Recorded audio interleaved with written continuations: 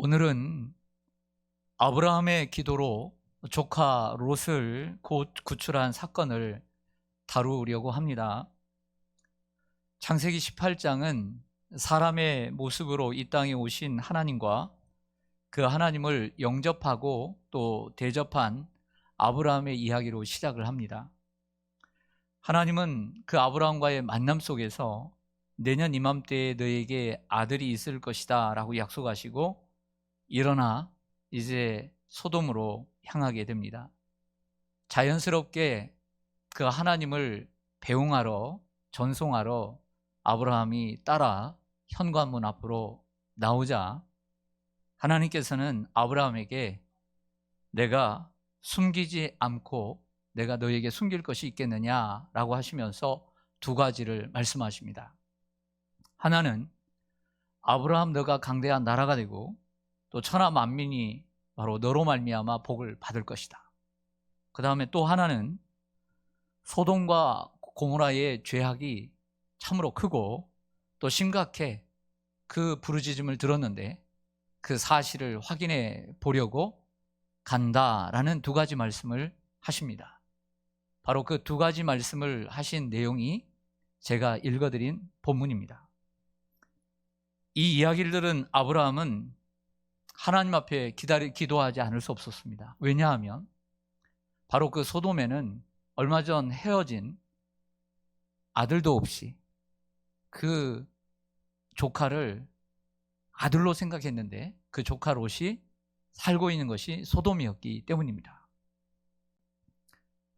잘 아시는 대로 창세기 14장에 보면 소돔과 고모라 그 근처에 있는 다섯 왕과 다른 곳에 있는 네 왕이 연합으로 싸웠는데 소돔과 고모라가 연합군이 져가지고 롯과 가족들이 붙잡혀 그리고 모든 재물들을 빼앗겨 저 이스라엘 북쪽에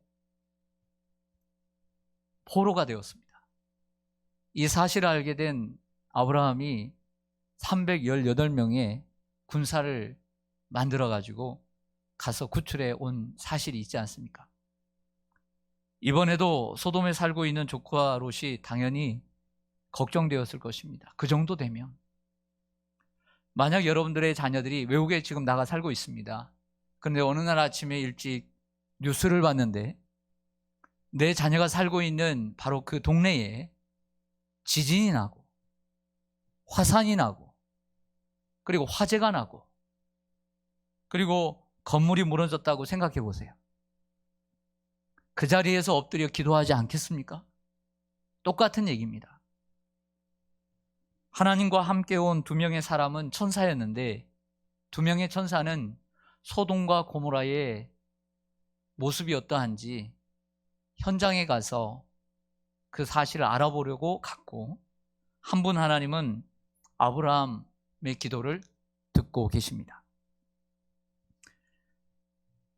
우리는 여기서 이 본문 속에서 이 말씀을 드리고 싶어요. 우린 누구이고 또 하나님께서 우리에게 무엇을 요구하시는지 이 말씀 속에서 이 상황 속에서 아브라함은 누구이며 하나님은 아브라함에게 뭘 원하셨기에 그 아브라함에게 숨기지 않고 이 말씀을 하셨는가를 생각해 보자는 거예요. 하나님은 아브라함의 집을 떠나면서 17절에 내가 하려는 것을 아브라함에게 숨기겠느냐라고 말씀하셨습니다. 감동적인 이야기입니다. 그냥 들을 수 없는 이야기입니다. 우리 중에 누구라도 한 분이 하나님께 아브라함과 같은 대상이라고 한다면 이건 정말 엄청난 일입니다. 하나님께서 어떤 사람에게 내가 숨길 수 있겠느냐? 이런 대상이라면 이 주인공이 여러분이라면 이건 정말 감동적인 이야기입니다. 아브라함은 하나님의 친구였고 하나님의 종이었기에 하나님은 자신이 하실 일을 아브라함에게 숨기지 않으셨습니다. 야고보서 2장 23절에 보면 이에 성경에 이른 바 아브라함이 하나님을 믿으니 이것을 의로 여기셨다는 말씀이 이루어졌고 그는 하나님의 벗이라 친구라 칭함을 받았다라고 야고보는 얘기합니다. 아브라함이 하나님을 믿고 난 후 하나님은 그를 친구라고 여기셨던 것입니다. 요한복음 15장 14절 15절에 보면 너희는 내가 명하는 대로 나의 친구라. 예수님의 말씀이에요. 이제부터는 너희를 종이라 하지 아니하리니 종은 주인이 하는 것을 알지 못함이라. 너희를 친구라 하였노니 내가 내 아버지께 들은 것을 다 너희에게 알게 하였습니다. 그러니까 구약 성경에는 하나님과 우리 인간의 관계가 주인과 종의 관계인데 예수 그리스도가 이 땅에 오셔서 십자가에 죽으시고 부활하심으로 우리는 친구가 되었어요. 형제가 되었고요. 그리고 친구라 하였노니 내가 아버지께 들은 것을 다 너희에게 알게 하였노라. 절친이 됐다는 얘기죠. 보통 친구가 아니라 절친이 되었다는 얘기입니다.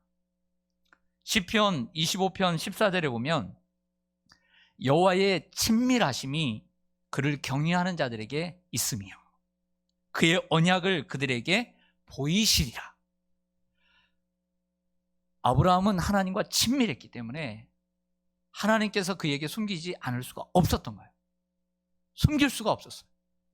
그리고 하나님의 언약을 그에게 보여주신 것입니다. 이런 사람이 모세죠. 모세만큼 하나님과 친밀한 사람이 없었습니다. 그리고 하나님께서 모세에게는 다 말씀을 하셨습니다. 저는 여러분들이 아브라함처럼 하나님과 친밀한 사람이 되기를 바랍니다. 그래서 하나님께서 내가 너에게 어찌 숨기겠느냐? 내가 어찌 너에게 비밀이 있겠느냐? 라고 말할 수 있는 관계가 되기를 바랍니다. 앞에서 저는 이런 말씀 드렸습니다. 오늘 이 본문 속에서 아브라함은 누구이며 아브라함에게 하나님은 뭘 원하셨기 때문에 왜 소돔과 고모라의 이야기를 던져줬을까?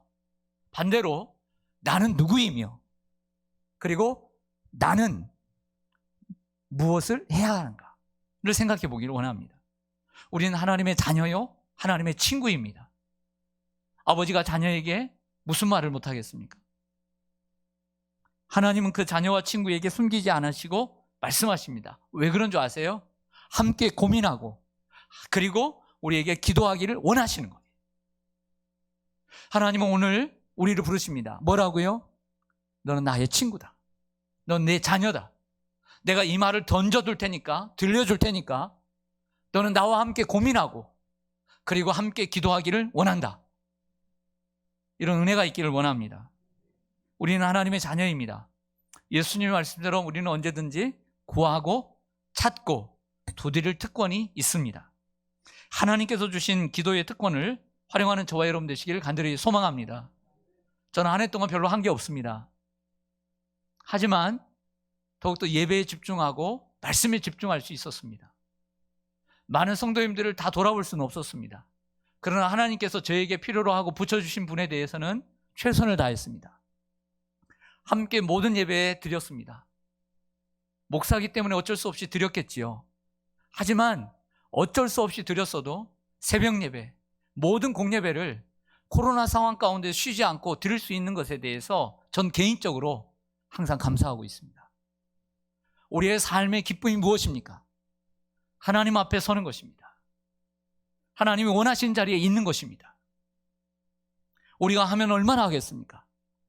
너희는 가만히 있어. 하나님이 하시는 일을 볼지어다. 두 번째 말씀을 드리고자 합니다. 이제 기도하지 않을 수 없었습니다. 아브라함은 아들과 같이 여기는 사랑하는 조카 롯이 걱정이 되었습니다. 조카 롯이 소돔에 살고 있었기 때문이죠. 창세기 14장에서도 318명의 군사를 이끌고 직접 가서 구출하던 아브라함이 이번에는 그렇게 할 수 없었습니다. 전쟁이 아니니까. 이번에는 영적 전쟁이니까. 영적 전쟁은 칼로 싸우는 것이 아니라 때로 싸우는 것이 아니라 영적 전쟁은 기도로 싸우는 거니까. 이번에는 중보 기도를 통해 구출의 의지를 불태우고 있습니다. 사람들은 돈이 되고 권력이 되고 뭐가 있어야 사람을 살리는 줄 압니다. 그렇지 않습니다. 사람을 살리는 길은 기도입니다. 기도가 사람을 살리는 것입니다. 이걸 아브라함을 통해 또 보여줍니다. 그 기도의 내용이 우리가 잘 아는 대로 창세기 18장 22절에서 33절까지 기록되어 있습니다. 23절과 24절을 보시면 주께서 의인을 악인과 함께 멸하려 하시나이까 그 성중에 의인 50명이 있을지라도 주께서 그곳을 멸하시고 그 의인 50의인을 위하여 용서하지 아니하시리까 라고 하는 기도로 시작합니다. 저를 보시죠. 다 아는 내용이니까 뭐 공부할 필요 없어요. 이 짧은 시간에 20, 30분 설교니까 서론이고 뭐고 없습니다. 여러분들 이 1시간 반 마음을 열고 다시고 할 시간이 없어요. 하나님 만나고 짧은 시간에 만나고 하는데 여러분 마음 여십시오. 우리 뭐 마음 여십시오. 뭘 마음 열어요? 늘 우리는 전투태세를 언제나 갖추고 있는데 날마다 새벽부터 지금까지 늘 하나님 생각하며 기도하고 있는데 교회에 나와서 마음 잡고 몸 잡고 이렇게 폼 잡을 시간이 어디 있어요? 나오자마자 은혜 받고 나오자마자 기도하고 나오자마자 성령 충만하고 그래야죠. 할렐루야. 만약 전쟁 나갔는데 적들이 준비도 우리가 준비도 안 했는데 전투태세도 준비 안 했는데 저쪽에서 먼저 준비하면 어떻게 해요? 공격하면 어떻게 할래요? 그중에 몇 명 죽는 거예요. 우리는 항상 준비하고 있는 거예요. 나와서 준비하는 게 아니라 나오기 전에 다 준비하는 거예요. 그리고 여기서부터 싸우는 거예요. 할렐루야. 마음의 문을 열어야 돼요. 이렇게 시작하는 그의 기도는 의인 50명에서 45명으로, 45명에서 40명으로, 40명에서 30명으로, 30명에서 20명으로, 그리고 마지막으로 다시 20명에서 10명으로 줄여가면서 롯을 구원하기 위한 끈질기고 간절한 기도가 진행되는 것은 우리가 너무나 잘 압니다. 근데 여기서 우리가 생각해 보는 것은 이 아브라함의 기도에서 아브라함이 무엇을 근거로 이런 기도를 했느냐라고 하는 것이고요. 그러면 하나님은 무엇을 기초로 이 아브라함의 기도를 응답해 주셔서 롯을 구원해 주셨느냐를 생각해 보려고 해요. 먼저 아브라함은 하나님의 정의와 그리고 공의를 근거로 기도를 합니다. 여러분들 25절을 좀 보시죠. 창세기 18장 25절 보면 주께서 이같이 하사 의인을 누구와 함께 악인과 함께 죽이심은 뭐하다? 부당하다는 거예요. 의인과 악인을 같이 하심도, 같이 한다는 것은 함께 죽이심도 부당하다라는 거예요. 세상을 심판하는 이가 무엇을 행하실 것이 아닙니까? 정의. 그러니까 정의를 붙들고 기도한 거예요. 하나님이 정의롭고 공의로운 하나님이자면 의인 한 명이라도 있는데 그 의인이 죄가 없는데 악인들과 함께 죽는 것이 정당한 것입니까? 얼마나 정말 논리 정연한 기도입니까? 그런데 저는 이런 생각을 해봤습니다. 그렇다고 한다면 아브라함의 말대로 롯이 의인이냐? 는 질문이에요. 여러분 질문 드릴게요. 여러분들이 성경을 아니까 롯이 의인입니까? 이 질문 앞에 성경을 아는 분이라면 쉽게 네, 의인입니다라고 대답이 나오지 않아요. 그에게 믿음이 있느냐 물을 때 믿음이 있다라고 대답을 선뜻 하지 못합니다. 그러나 아브라함의 입장, 작은아버지 입장에서는 조카 롯이 믿음이 있다고 본 것 같아요. 그렇기 때문에 의인이 있는데 어찌 그 의인을 롯을 포함해서 그 몇 사람을 위해서 어찌 멸망시킬 수 있습니까? 라고 물었던 거 아닐까요? 우리는 아브라함 같은 생각을 합니다. 우리는 우리의 가족이, 우리의 자녀들이 믿음이 있다라고 믿고 싶어 해요. 그렇죠? 교회를 나왔다 안 나왔다 해도 믿음이 있다고 믿고 싶어 해요. 그래야 안 그래요? 그러나 우리가 우리 가족과 우리 자녀들의 마음속에 들어갔다 나왔어요? 그렇진 않아요. 교회는 잘 안 나오지만 교회에 대해서 호의적이니까 믿음이 있다고 믿고 싶어 해요. 어릴 때 교회를 다녔으니까 믿음이 있다라고 믿고 싶어 해요. 제대로 된 믿음은 아니지만 그래도 구원받을 만한 믿음이 있다고 믿고 싶어 해요. 저는 이것이 아브라함의 마음이었다고 생각해요. 이게 부모의 마음 아닐까요?